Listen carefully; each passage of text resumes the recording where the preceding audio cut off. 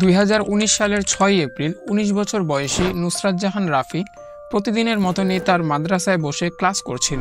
তার কিছুক্ষণ পর তার কিছু ক্লাসমেটসরা তাকে ছাদে নিয়ে যায় এবং তারপর তার সাথে যা ঘটে তা পুরো দেশের মানুষকে রাস্তায় নামতে বাধ্য করে। আসলে কি হয়েছিল নুসরাত জাহান রাফির সাথে, আজকে আমরা সেটাই জানার চেষ্টা করব। So let's talk about the murder of Nusrat Jahan Rafi.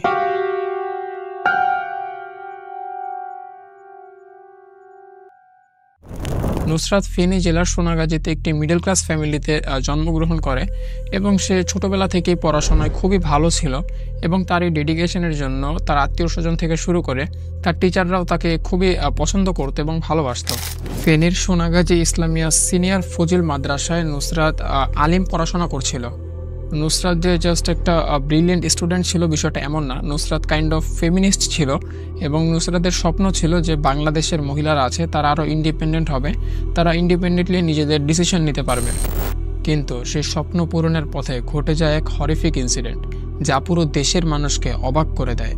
বিষয়টা আসলে এইভাবে শুরু হয় যে নুসরাতের মাদ্রাসার যে প্রিন্সিপাল ছিল উনি নাকি নুসরাতকে সেক্সুয়ালি অ্যাসল্ট করে এবং ইপটিজিং করে। এই বিষয়ে নুসরাত মামলাও করেছিল থানায় এবং এই অভিযোগ করার পর থেকেই শুরু হয় এক ভয়ঙ্কর ষড়যন্ত্র। নুসরাত এই অভিযোগ তোলার পর নুসরাতকে নানা ধরনের হুমকি দেওয়া হয় এবং এটাও বলা হয় যে নুসরাত যদি এই অভিযোগ তুলে না নেয় সেক্ষেত্রে নুসরাতের সাথে খুবই খারাপ কিছু হয়ে যাবে। 6 এপ্রিল নুসরাত প্রতিদিনের মতনই তার মাদ্রাসায় যায় এবং সেদিন নুসরাতদের একটি এক্সামও ছিল।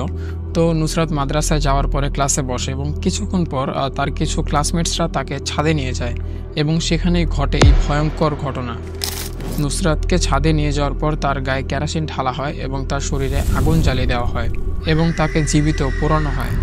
এবং এই মৃত্যুর মুখে দাঁড়িয়েও নুসরাত হার মানে না। নুসরাত তার পকেট থেকে মোবাইল বের করে এবং একটা ভিডিও বানায়। ভিডিওর মধ্যে যে নুসরাতের হত্যাকারীরা ছিল তাদের সবার নাম নুসরাত তার নিজের মুখে বলে।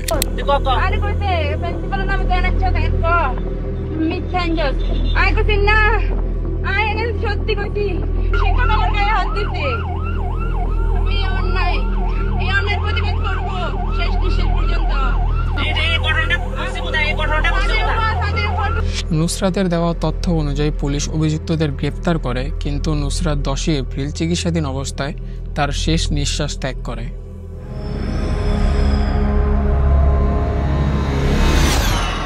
এটি আমাদের সমাজে নারীদের প্রতি অবহেলা, অত্যাচার এবং অশুভ মনোভাবের প্রকাশ করে এবং এই ঘটনা বাংলাদেশের মধ্যে ছড়ানোর পর কি একটা সিচুয়েশন ক্রিয়েট হয়েছিল অলমোস্ট তোমরা সবাই জানো, কারণ এটা বেশি আগের ঘটনা না, 2019 সালেরই ঘটনা। তো দেশের সকল মানুষ রাস্তায় নেমে যায় প্রোটেস্ট করার জন্য। তখনকার প্রধানমন্ত্রী শেখ হাসিনা বলে যে এই ঘটনার সাথে যারা জড়িত আছে তাদেরকে কঠোর শাস্তি দেওয়া হবে। তারপর 29 May police bureau of investigation officially ঘোষণা করে যে এই কেসের সাথে জড়িত 16 জনকে অভিযুক্ত করা হয়েছে এবং এই 16 জনের মধ্যে 2 জন রাজনীতিবিদও ছিল। এবং এই ঘটনা ঘটার পর দেশে যে প্রোটেস্ট চলছিল এজন্য এই বিষয়টাকে যত দ্রুত সম্ভব সলভ করার চেষ্টা করে আদালত। তো খুব দ্রুতই এটার বিচার সভায় বসে। তারপর 2019 সালের 24 অক্টোবর এই কেসের সাথে যে 16 জন জড়িত ছিল তাদের সবাইকেই আদালত ডেথ পেনাল্টি ঘোষণা করে।